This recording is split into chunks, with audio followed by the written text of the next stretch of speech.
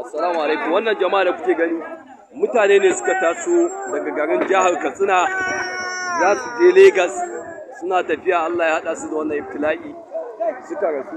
Ina akwai yan uwa waɗanda suka san yan uwansu daga Katsina sun kamo hanya zuwa Legas, to a taimaka ga sunan damu watso yanzu kowa ya gani. Akwai waɗanda sun rasa rayuwarsu, akwai waɗanda kuma suna neman agaji na gaggawa. Za mu tura waɗanda suka gani su tura ma jama'a 'yan uwa musulmi. Wayannan daga jihar Katsina suke, wasu ma Allah ya anshi rayuwarsu, wayansu kuma suna neman taimako na gaggawa.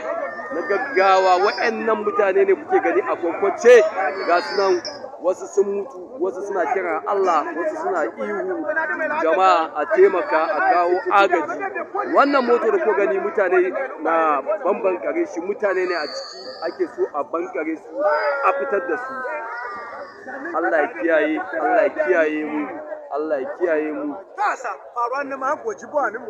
Sallallahu alaihi wasallam.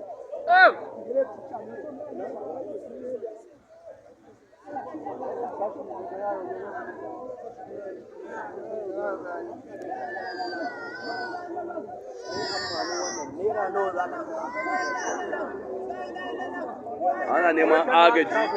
Kun ji wani bawan Allah can, Allah kawai yake kira, yana kiran Allah da Annabi Muhammad.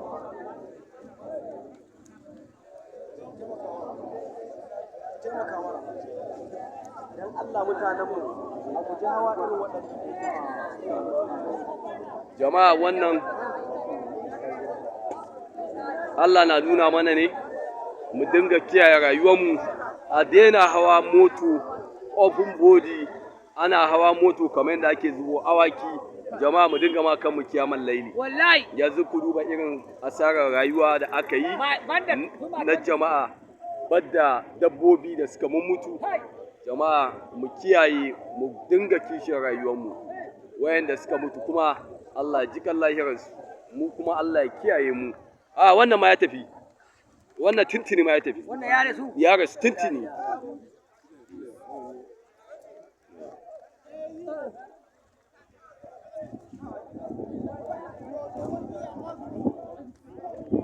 Allah kiyaye.